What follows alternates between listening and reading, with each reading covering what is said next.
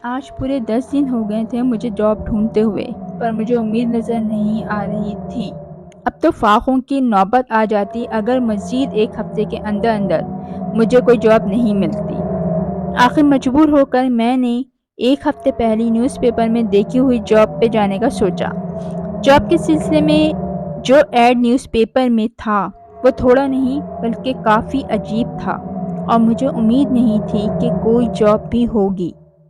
Job کیا تھا؟ بس یہ لکھا تھا کہ ایک کہانی رائٹر کی ضرورت ہے۔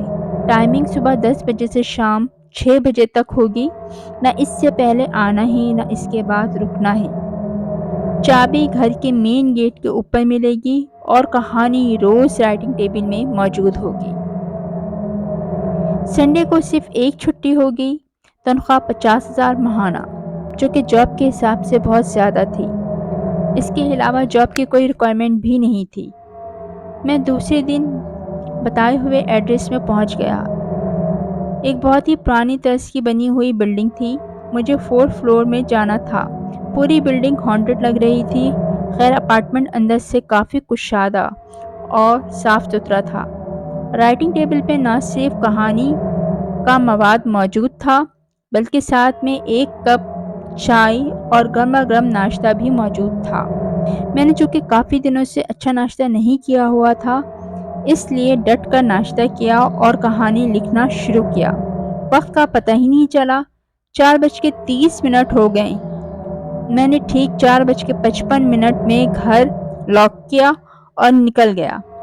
پر کچھ چیزوں کے لیے میں ابھی بھی ذہنی طور پر پریشان تھا، خاص طور پر سرلی کے حوالے سے کہ وہ مجھے کس طرح سے ملے گی اور کون دے گا، کیونکہ اب تک نہ میں نے کسی کو دیکھا تھا نہ ہی میری کسی سے ملاقات ہوئی تھی، اور مجھے پیسے بھی چاہیے تھے۔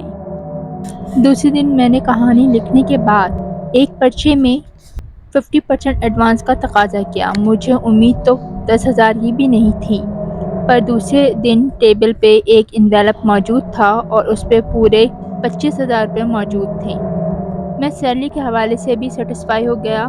جاب ٹھیک ٹھاک چل رہی تھی۔ مجھے یہاں جاب کرتے ہوئے پورے 6 ماہ ہو گئے تھے۔ میں اب ہر لحاظ سے سیٹسفائی ہو گیا تھا۔ مجھے ٹھیک 1 تاریخ کو سیلری مل جاتی تھی۔ ایک دن واپسی پہ میں اپنا موبائل غلطی سے وہیں چھوڑ کر آ گیا۔ 6:05 ہو گئے تھے، زیادہ ٹائم نہیں گزرا تھا، اور میں ابھی اپارٹمنٹ سے زیادہ دور بھی نہیں گیا تھا، اس بلڈنگ کے قریب ہی تھا۔ میں نے سوچا میں فوراً جاؤں گا، اپنا موبائل اٹھاؤں گا اور فوراً نکل آؤں گا۔ جیسے ہی میں مین گیٹ کے پاس پہنچا، اندر سے بہت چیخنے کی آوازیں آ رہی تھیں۔ کوئی 2 خواتین آپس میں بہت بری طرح لڑ رہی تھیں۔ مجھے موبائل نہ لینا ہوتا تو میں وہیں سے واپس چلا جاتا۔ دروازہ تھوڑا سا کھلا ہوا تھا، سامنے ہی ٹیبل پہ مجھے اپنا موبائل نظر آ رہا تھا۔ میں نے سوچا موبائل لے کر فوراً نکل جاتا ہوں، پر جیسے ہی میں اندر گیا اپنی جگہ پر منجمد ہو گیا۔ ملنے کی بھی سکت نہ رہی۔ ایک عورت اوپر سے لے کر نیچے تک بری طرح جلی ہوئی تھی، اور دوسری عورت کے دونوں ہاتھ بازوؤں سے غائب تھے۔ ایک کہہ رہی تھی کہ تم نے مجھے زندہ جلا ڈالا، اور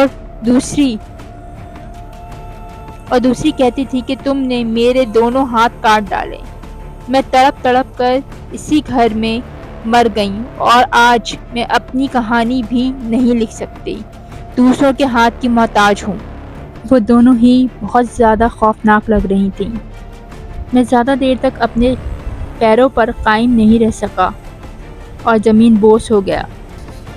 کھڑکی سے پڑتی ہوئی دھوپ کی چبھن سے جب آنکھ کھلی تو وہ اپارٹمنٹ یوں لگتا تھا کہ صدیوں سے خالی ہو۔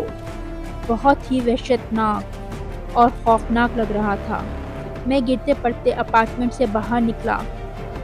پوری بلڈنگ جلی ہوئی عمارت کا ملبہ لگ رہی تھی۔ میں مین گیٹ کے پاس آیا، جو کہ اندر سے بند تھی۔ میری لاکھ کوشش کے باوجود وہ مجھ سے نہیں کھلی۔ جیسے جیسے ٹائم گزر رہا تھا میری گھبراہٹ میں اضافہ ہوتا جا رہا تھا۔ میں نے گیٹ کھولنے کے لیے اپنے ارد گرد دیکھا کہ شاید مجھے کوئی چیز مل جائے۔ مجھے کوئی چیز تو نہیں ملی، پر وہاں ایک پرچہ موجود تھا۔ میں نے وہ پرچہ اٹھایا اور اسے کھول کے جب پڑھا تو اس پہ لکھا تھا کہ یہاں آنے کا رستہ تو ہے، پر جانے کا نہیں، اگر ہم نہ چاہیں تو۔